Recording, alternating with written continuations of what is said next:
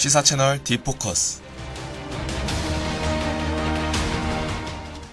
안녕하십니까 하구 여러분, 아나운서 김민찬입니다.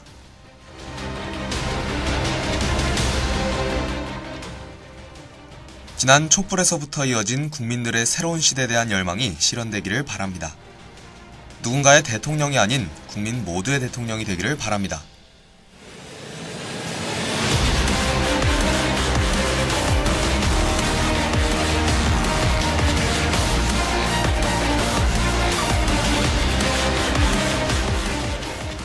한 주간의 이슈를 모아 전해드리는 귀로 듣는 시사 채널 디포커스입니다.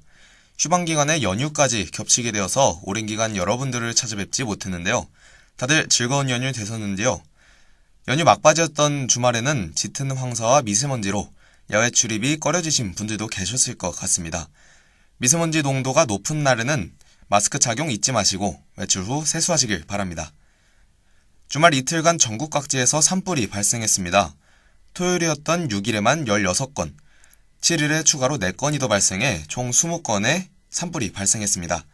고온건조한 날씨에 강한 바람까지 더해져 산불의 확산이 심해짐에 따라 진화 과정이 길어지게 되었습니다. 진화 작업이 완료된 것으로 판단했던 시점에 재발화되면서 그 피해가 더 커졌습니다. 산불로 인해 발생한 이재민들과 피해 지역 복구가 원활히 이루어지길 바랍니다.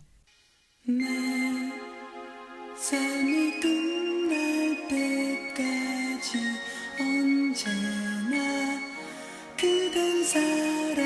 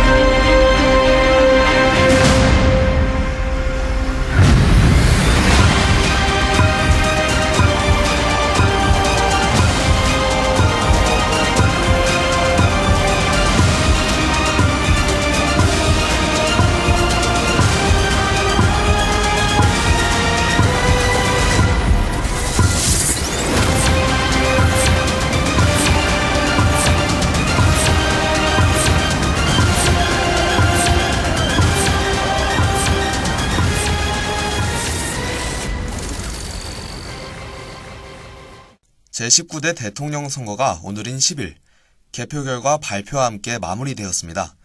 대통령 탄핵으로 인한 보궐선거로 국민들의 관심이 그 어느 때보다 뜨거웠던 투표가 아니었을까 한데요. 전국 투표율은 77.2%로 2012년 치러졌던 제18대 대선보다 1.4% 높았습니다. 10일 오전 제19대 대통령 선거가 최종 개표된 결과 더불어민주당 문재인 대표가 41.08%인 1342만 3784표를 얻어 24.03%를 얻은 자유한국당 홍준표 후보를 557만 938표 차로 누르고 제19대 대통령으로 당선되었습니다. 이 같은 수치는 역대 대선 가운데 최다 표 차입니다. 그의 대표 주자였던 국민의당 안철수 후보는 21.4%, 바른정당 유승민 후보는 6.8%, 정의당 심상정 후보는 6.2%를 득표했습니다. 이번 선거의 특징 중 하나는 특정 지역 내 한 후보에게 표를 몰아주는 지역주의에서 비롯된 맹목적인 몰표가 적었다는 점인데요. 호남 지역에서 문재인 후보가 과반의 표를 가져가기는 했지만 안철수 후보 역시 30%가량을 차지하고 있습니다. 지난 대선 당시 문재인 후보가 80~90%로 압도적인 표를 얻어간 것에 비해 그 현상이 많이 완화된 것으로 보입니다. 보수정당의 지지 기반 지역인 대구 경북 지역에서도 문재인이 21.8%, 안철수가 15%가량을 나눠 가지면서 선거 기간 끝까지 보수의 결집을 외치던 홍준표는 절반을 넘기지 못한 41.8%에 머물렀습니다. 경남 지역에서는 홍준표 37.2%, 문재인 36.7%로 비슷한 정도의 득표율을 올렸습니다. 또 하나의 특징이라면 5정당의 후보가 모두 대선 레이스를 단일 없이 완주해낸 것이 여태까지의 양강구도와는 다른 결과가 나타나게 된 것이 아닐까 합니다. 선택의 폭이 넓어진 만큼 국민들이 각 후보와 정당에 대해 소신 투표를 할 수 있었던 것으로 보입니다. 그러나 과반의 득표를 발했던 문재인 후보 측으로서는 살짝 아쉬운 결과가 아닐 수 없습니다. 과반의 득표를 바탕으로 개혁 방안들을 추진할 계획이었지만 41.4%로 절반을 넘기지 못해 여소야대의 상황에서 의회와의 협치가 더욱 중요해질 것으로 보입니다. 프랑스 대통령 선거 역시 이번 주 8일 당선자를 확정지었습니다.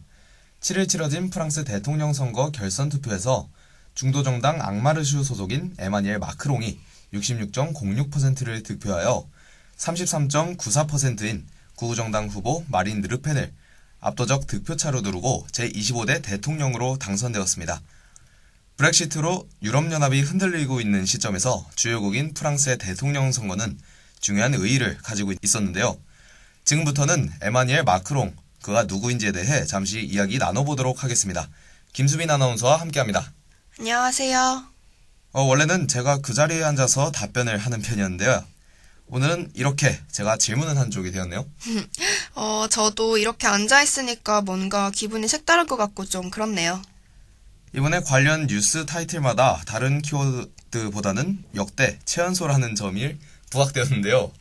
이번 선거 당선자인 에마니엘 마크롱은 1977년생으로 올해 39살, 아직 40도 되지 않은 상당히 젊은 정치인인데요. 이는 역대 프랑스 대통령 가운데 최연소로 프랑스 언론들은 나폴레옹 이후 가장 젊은 정치 지도자라고 전하고 있습니다. 우리나라의 경우에는 대통령 후보의 연령을 만 40세 이상으로 제한하고 있는 것을 보면 상당히 어린 나이의 정치인이라고 볼 수 있죠. 최연소 다음으로 가십거리라고 할까요? 그의 연상의 부인 역시 화제에 올랐습니다. 네, 이제는 영부인이라는 표현이 맞겠습니다만 마크롱의 배우자 브로짓 트로뉴와의 러브스토리가 눈길을 끌었는데요. 39살인 남편 마크롱의 25살 영상인 그녀는 20여 년 전 학생과 교사로 프랑스의 한 사립고교에서 만나 사랑을 키우다가 부모님의 반대로 잠시 떨어졌다. 트로튜의 이혼 이후 2007년 결혼했다고 합니다. 트로뉴는 그뿐만 아니라 선거 기간 내 적극적인 내조를 펼치며 주목을 받았습니다. 프랑스에서는 유력 정치인의 아내가 선거 전면에 나서는 경우가 별로 없는데 남편의 유세를 챙기고 연설문 작성도 돕는 트로뉴의 행보는 이례적입니다. 현재 프랑스와 올랑드 대통령은 재직 기간 내 이혼을 하게 되면서 영부인이 없는 상태로 트로뉴가 퍼스트레이트의 역할 변화를 가져올 것 같다는 긍정적인 예측 역시 나오고 있습니다. 네, 사설이 길어졌는데요. 다시 본론으로 돌아와서 그의 공약들을 한번 살펴봐야 할 텐데요. 네, 그의 정치 성향은 좌파와 우파 사이 중도, 이른바 제3지대의 단어로 요약됩니다. 정치 사회적으로는 불평등 해소와 전 국민을 위한 기회 진작과 같은 좌파 정책을, 경제적으로는 친기업적 성향이 돋보이는 우파 정책을 내놓았습니다. 현행 33.3%인 법인세를 EU 평균인 25%까지 인하하는 감세 정책과 함께 주 35시간 근무제를 완화하는 것이 그의 정책의 골자입니다. 동시에 저임금 노동자에 대한 사회적 안전망은 그대로 유지하겠다고 밝혔습니다. 네, 이번 결선은 유로존 탈퇴 보호구역, 고립주의, 프랑스 우선주의를 표방한 르펜과 유럽연합 자유무역, 개방경제 문화적 다원주의를 내건 마크롱의 대결이었는데요. 그러나 사실은 마크롱 후보 자체보다 프랑스 EU 탈퇴 반대의 목소리가 실질적으로 반영되었다는 해석이 지배적이었는데요. 네, 브렉시트에 따라 극우 정당인 마린 르펜이 유력 후보로 급부상하면서 프렉시트까지 현실화하는 것이 아니냐는 우려가 제기되고 있는 상황이었습니다.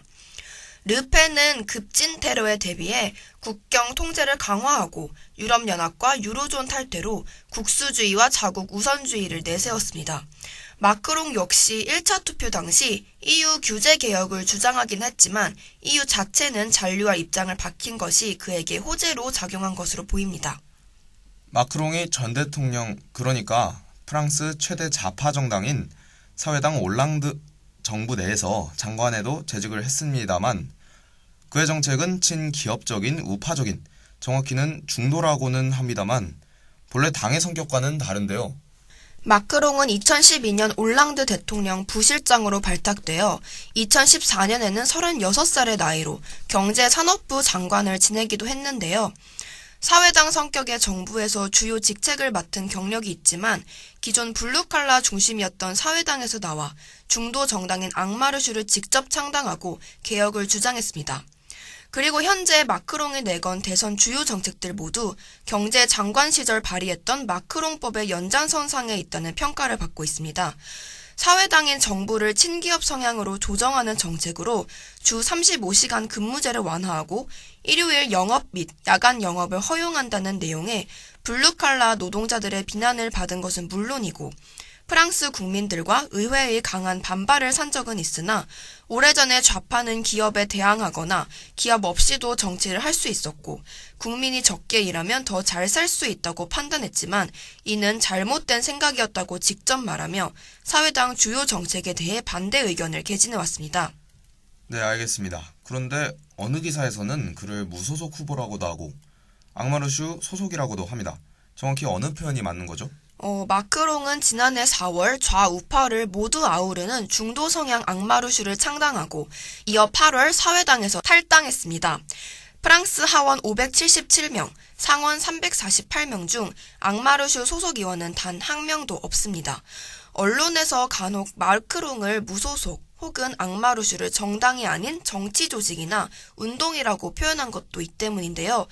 따라서 그가 집권하게 되면 사회당과 공화당 등 좌우 모두를 아우르는 통합 내각을 꾸릴 수밖에 없습니다. 그만큼 앙마르슈라는 정당 입장에서는 물론 그 본인으로서도 내달 이뤄질 총선이 중요할 것으로 보입니다.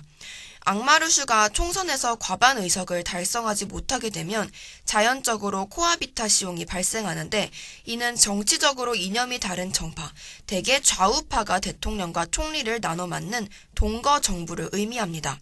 이렇게 될 경우 대통령보다는 총리의 권력 행사 범위가 넓어지게 될 가능성이 있게 됩니다. 마크롱과 르펜은 극과 극의 성격을 띠고 있습니다만 공통적으로 기성 정당 체제를 허물었다는 긍정적인 평가를 받고 있습니다.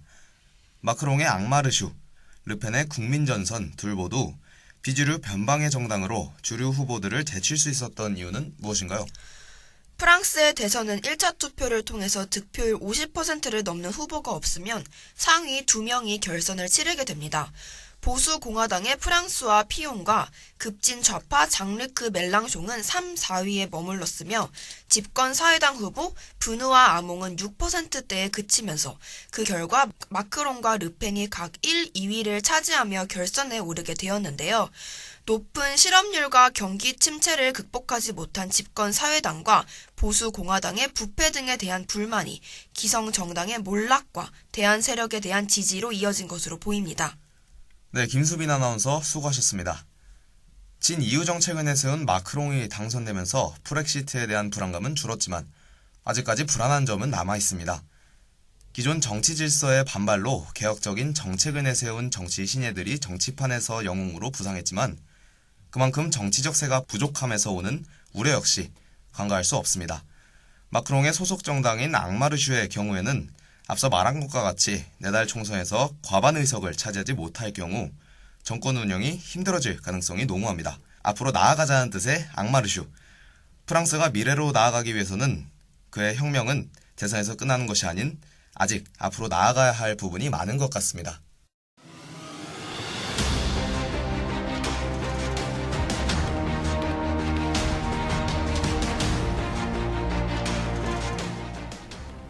저희가 준비한 소식은 여기까지입니다. 다음 주는 축제 기간 관계로 디포커스는 쉽니다. 그럼 좋은 하루 되시길 바랍니다.